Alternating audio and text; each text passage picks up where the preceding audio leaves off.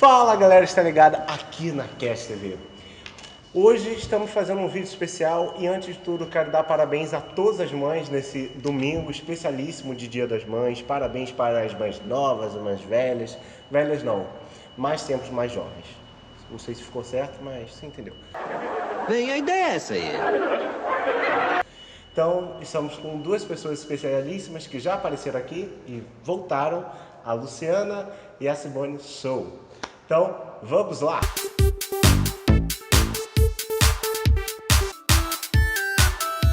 E agora, então, a notícia da maternidade de cada um, como é que foi?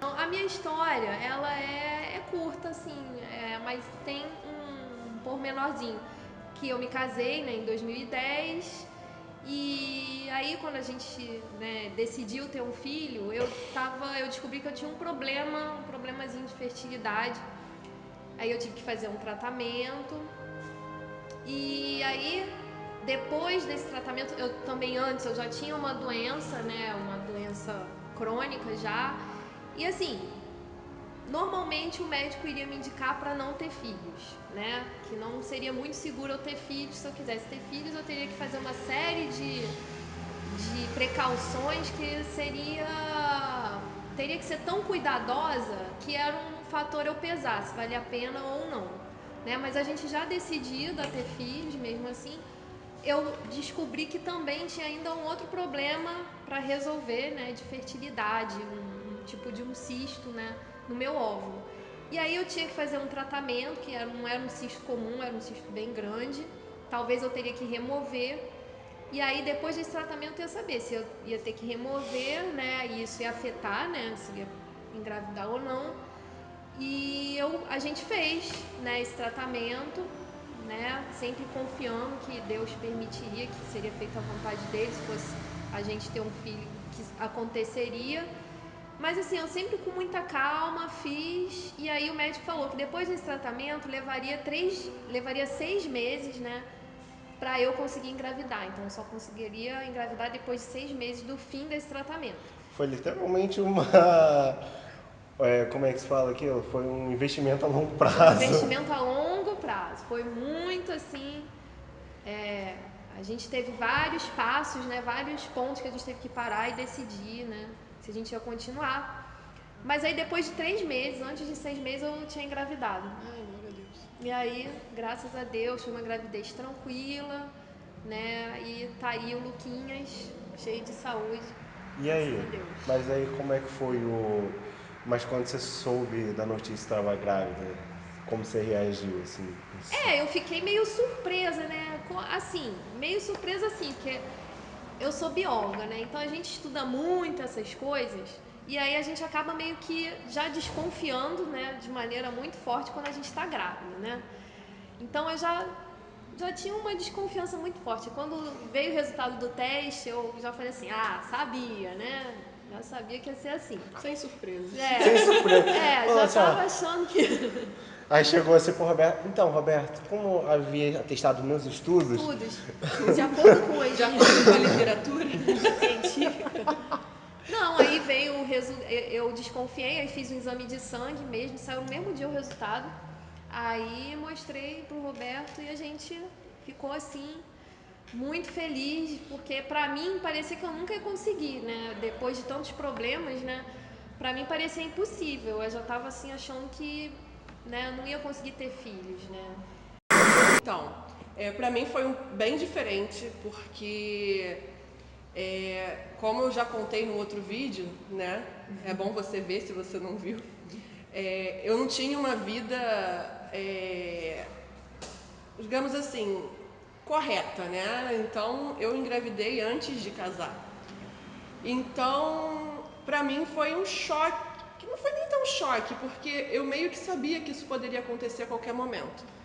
Porque, pensa, 22 anos, novinha, né, no pico da saúde, dos hormônios, etc., né, e tendo uma vida sexual ativa sem proteção. Então, a gente sabia que poderia acontecer a qualquer momento, responsabilidade total. Mas eu encaro como uma honra, né? Hoje em dia, e até na época também, eu nunca questionei a respeito disso, nunca fiquei triste em nenhum momento. Então comigo foi um pouco diferente, porque ao mesmo tempo que eu não esperava e não desejava ser mãe naquela época, eu tinha, na época do Orkut, né, gente? Caraca! Então, eu seguia muitas comunidades de maternidade, né? Tinha uma que se chamava Gravidez, Caminho de um Sonho, e eu seguia, acompanhava a rotina das mães, das meninas que engravidavam, das meninas que tinham problema em engravidar, etc. Tudo isso no Orkut. No Orkut. E eu ficava assim, nossa, eu acho que quando eu for mãe, eu vou entrar nessa página. Né? Caraca, o sonho. O auge do sonho de ser mãe era entrar na página. Eu acho que eu vou entrar nessa página. Legal. E aí tudo bem. Aí até que teve uma vez que a minha menstruação sempre foi muito desregulada. E eu tava há um mês só sentindo uma cólicazinha e a menstruação não descia. Porém, eu achava que era um cisto. Eu não sabia a dimensão. Eu não sabia a dimensão do tamanho da coisa e eu achava que era um cisto. Um pouquinho maior. Aí a minha sogra na época, né, ela até falava: cisto, tu vai ver o cisto que vai nascer. E ficava Boquinha de anjo. me sacaneando. Mas assim, eu achava que não estava grávida porque as cólicas que eu sentia se assemelham muito às cólicas de menstruação mesmo, né? Da gravidez, que também gera essa cólicazinha. Eu tinha essa dor, né? Essa dorzinha. Aí um dia eu tive um sangramento, então eu achei que eu ia ficar menstruada. Eu falei assim, não, vai descer. Vai descer. Coloquei absorvente, cheguei na cama e pulei, me joguei assim na cama, não tava nem aí, né? E segui minha vida, só que o sangramento durou umas horinhas só, assim, né? Foi uma gota. Oi, tchau. Né? Aí eu continuei jogando bola, tomando bolada na barriga, dando campeonato de barrigada na água. Na água da piscina, né? Andando de patins e caindo, bicicleta, Ana Clara guerreira. fazendo spinning e nem aí. Aí até que teve um dia que no segundo mês a minha menstruação também não veio. Aí eu comecei a falar, não, realmente é um cisto, preciso ir ao médico. Só que eu tenho pavor de médico, então no terceiro mês eu falei assim, não, agora eu tenho que ir ao médico. Aí fui ao médico, conversei com a ginecologista e ela falou assim, olha, o seu colo do útero não está gravídico, algum termo desse. E eu acho que você realmente não está grávida, então eu vou te dar um remedinho aqui para você tomar e fazer sua menstruação descer. Eu falei, beleza. A médica falou que meu colo do útero não estava com impressão de gravidez. Apertou minha barriga de tudo quanto é jeito. Falou que eu não estava grávida. Pra mim, ok. Sabe de nada, inocente. Fui na farmácia. Falei assim, eu quero esse remédio aqui. Aí era um balconista, não sei se era farmacêutico, enviado por Deus, falou, a senhora tem alguma chance de estar grávida?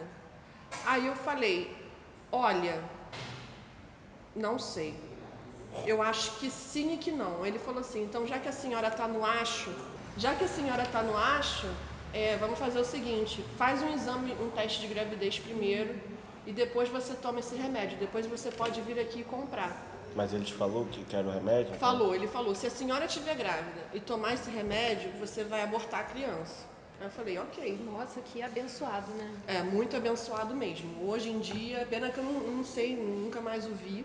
Até no próprio dia, assim, eu voltei na farmácia depois que eu recebi o teste, né? Eu voltei para tentar falar com ele já não estava mais lá. Então, eu acredito que seja realmente um anjo enviado, né? E aí, beleza. No dia seguinte, eu fui fazer o exame de sangue, beta-HCG. Desmaiei no exame, porque eu tenho pavor de agulha. E dou uma indicação, quem nunca doou, pode vir doar. Que não dói nada. Espera só um minuto. Aí no mesmo dia, o Rodrigo estava na faculdade na época. Ele ligou, né? Aí eu tava em casa, tranquilona, com o maior prato de...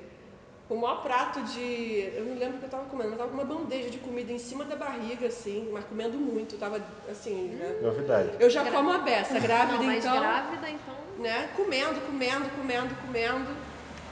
Aí, Rodrigo me liga, amor. Oi. Liguei lá pro laboratório e já peguei o resultado do seu exame. Eu falei assim, tá, legal. E aí? Aí ele, você tá grávida? Tá bom. Aí tirei a bandeja de cima da barriga, botei do lado e comecei a comer. Come mais.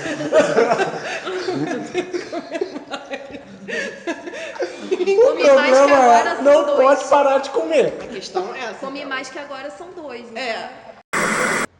E assim, como foi a influência de Maria na maternidade de vocês? O que ela vem ajeitando, vem intercedendo por vocês de maneiras diferentes? Então, eu não sei se eu falei no outro vídeo, mas eu sou filha adotiva, né? Eu fui adotada pela dona da casa onde a minha mãe biológica trabalhava. E eu nunca tive com essa senhora um relacionamento de mãe e filha. Apesar de ser tratada como filha, eu fui criada como neta dela. Então, quando eu engravidei, eu sempre achei que eu teria uma grande dificuldade em ter esse relacionamento mãe e filha, justamente porque eu não tinha um parâmetro, eu não tinha assim uma referência de mãe, sabe? Porque até então, com 22 anos, eu não tinha a mentalidade espiritual que eu tenho hoje em dia, até mesmo em relação a Maria. E eu fui criada assim, como neta de alguém e não como filha de alguém, né? Então, quando eu engravidei, eu tive que amadurecer em meses, né? Anos. Porque a Ana Clara ficou internada na UTI durante uma semana, sem saber nem se ia sair ou não. Na incubadora, eu coloquei o tercinho e pedi para Maria tomar conta da Ana Clara enquanto eu não estivesse lá, né? E desde então, meu relacionamento com Maria começou a amadurecer, assim como o meu novo papel de mãe, né? E eu sempre rezava, pedia muito, eu e Rodrigo juntos orávamos à noite pedindo para Maria estar lá com a Ana. E quando a Ana Clara veio para casa, né, depois de uma semana, até que foi pouco tempo, para mim foi uma eternidade, mas hoje em dia, vendo outros casos, eu acho que foi rápido. Eu colocava a Ana Clara para dormir no quarto da minha avó, que na cama, assim, tem imagem da Imaculada Conceição. E a Ana Clara só parava para realmente dormir quando eu colocava ela de frente para esse quadro. Então eu acredito que ela reconhecia Maria, né? E hoje em dia, foi como eu falei para o Mateus, você querer ser igual é impossível, né? Eu acho que assim, a gente tenta fazer o nosso melhor de acordo com até mesmo com a moral que a nossa fé nos passa, né? Nossa moral cristã. E eu queria muito ter visto assim, né, ter algum relato de como era Maria com Jesus enquanto criança, né? Porque para mim ia funcionar bastante. Só que temos que lembrar também que Jesus era uma criança sem pecado, né? Uma criança perfeita, calma, que ressuscitava passarinho, né? Então a minha filha não faz muito dessas coisas. Ela brinca, ela é nem levada, ressuscitar passarinho. Né? Ela é levada. E hoje em dia, assim, eu dou graças a Deus por ela ser uma criança muito esperta, saudável. E em relação a Maria, a única coisa assim que eu tenho certeza que eu consigo pegar dela é quando eu peço a serenidade dela, a tranquilidade para quando eu tenho que brigar, quando eu tenho que ser assim mais firme, né? Porque hoje em dia é fácil a gente ser agressivo com o filho, porque você vê uma pessoa que menor que você, que te deve obediência e respeito, então você acaba perdendo a linha às vezes. E depois até mesmo da minha consagração a Maria, eu comecei a ter mais cautela, mais serenidade, mais calma, Então, hoje em dia, o que eu pego de Maria é justamente isso. É a confiança da maternidade, porque Maria teve uma confiança absurda. A confiança, a serenidade, a cautela, né? Porque Maria, por mais que fosse mãe de Jesus, ela sabia que era o filho de Deus, né? A cautela, o respeito pela minha filha, né? Porque o respeito tem que ser uma via de mão dupla, tem que ser recíproco. E o amor, acima de tudo, o amor. Show. Vamos lá, o meu contato com Maria, né, começou no casamento. Mais especificamente numa noite que estava chovendo muito, né, nesse casamento. Hoje aqui na paróquia também nós estamos tendo um casamento, algumas interrupções devido a esse casamento. Que seja louvado, né, a Deus. E dure. Né, que seja abençoado por Nossa Senhora. Amém. E o que acontece? No dia do meu casamento choveu horrores. Era no centro da cidade, a Praça da Bandeira encheu, ninguém conseguia chegar. Inclusive os meus sogros, né, não conseguiam chegar. E nesse momento de desespero total do responsável, né, pela igreja, querendo fechar a igreja, que não ia ter casamento mais, já estava muito tarde, não sei o quê. Uma amiga, né, nossa, na época do grupo jovem, que era a Fernanda, né, a Fernandinha, né, uma pessoa muito querida, saudosa. Ela veio até o carro, que a noiva fica, né, naquele carro, esperando a hora dela entrar, chovendo. Ela veio até o carro falar comigo, eu tava com um terço na mão, e ela veio e falou, olha, vamos rezar um terço então, para a chuva se acalmar, para tudo começar. E olha, essa experiência foi maravilhosa, eu nunca vou esquecer. Meu casamento começou com esse terço sendo rezado, foi ali que tudo se concretizou, né?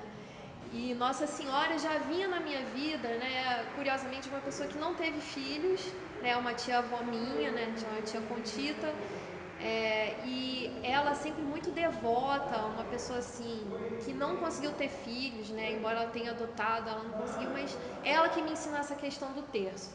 De quando a gente ia para casa dela, né, em Minas, ela chamava toda noite, a gente se reunia para rezar o terço, toda noite. Isso foi me ensinando, né, a beleza dessa devoção e quanto é importante, né, Nossa Senhora nessa vida familiar. Isso foi cultivando em mim esse amor, né? E eu fui sentindo sempre a presença dela na família. E hoje ela ainda é presente, né? Eu ainda não apresentei pro meu filho, que ele só tem 2 anos, né? Ainda estou apresentando o Papai do Céu, mas eu pretendo, eu quero investir, né, nessa devoção que é tão importante e que, como a Luciana falou perfeitamente, para mim, aquele momento daquele terço foi um momento que o desespero, ele se transformou em calma, em serenidade, que eu senti Nossa Senhora falando que, igual nas bodas de Caná, né, foi como nas bodas de Caná que ela ia interceder a Jesus para que acontecesse o meu casamento. Como é a convivência de vocês na maternidade? Eu, como o Lucas tem 2 anos, eu estou aprendendo, né? A cada dia é um aprendizado. Graças a Deus ele é um menino cheio de saúde, muito, assim, esperto, sapeca mesmo. Loirinho. Né? E bem espoleta, né? Ele não para Espoleta. quieto. É uma palavra assim, né? Espoleta. Ele não para quieto e às vezes ele realmente consegue me tirar do sério, né? Com teimosia, com insistência, que é característico, né, dessa idade. E nessas horas, realmente, aquela hora que eu falo, toda hora lá em casa, Jesus, Nossa Senhora, né? Esse José, tipo de nossa família exclamação, Vassaé. Jesus, Maria, José, alguém me ajuda, né? Mas é ótimo, né? É maravilhoso você ver, né, aquele ser que é totalmente dependente de você no início e cada vez mais se tornando independente, crescendo, se desenvolvendo, né, aprendendo. E saber que você tem parte crucial nesse processo. Você está formando aquele ser humano. Então aí que vem, né? Todo dia a gente pensar, né? Sempre no futuro, como eu vou apresentar Nosso Senhor, como eu vou apresentar Nossa Senhora, né? Tem que ser tudo muito bem pensado, tem que ser sempre nessa atmosfera de carinho, então tem que ter aquela atmosfera na família, né? Sim. De afeto, de carinho, porque senão você não consegue testemunhar Jesus, né? E nem Nossa Senhora, se você não tem uma atmosfera, né, de amor, né, de respeito, né? Como a Luciana já até falou. Mas é uma graça, né? Todo dia você se sentir dependente de Jesus independente da intercessão de Nossa Senhora para completar essa graça de ser mãe, né, e de ser pai, é maravilhoso, porque desperta em nós o quanto nós precisamos realmente De cada um deles. de cada um da Sagrada Família, né, nos espelhar na Sagrada Família para conseguir. Show.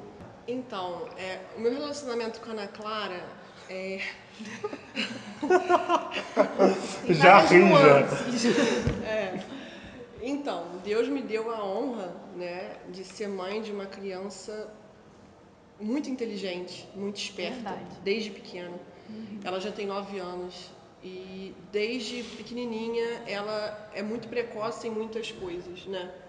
E ela é muito, às vezes, minha mãe, entende? Então, a Ana Clara, ela é uma criança que me surpreende muito, em muitos sentidos, em todos os sentidos, né? Seja na parte de escola, como na parte de coisas dela mesmo, às vezes bondades. Muito afetuosa. E afeto e carinho que ela tem, não só comigo, mas com as pessoas, né? E o meu relacionamento com ela, eu já sou mãe há um pouquinho mais tempo, né?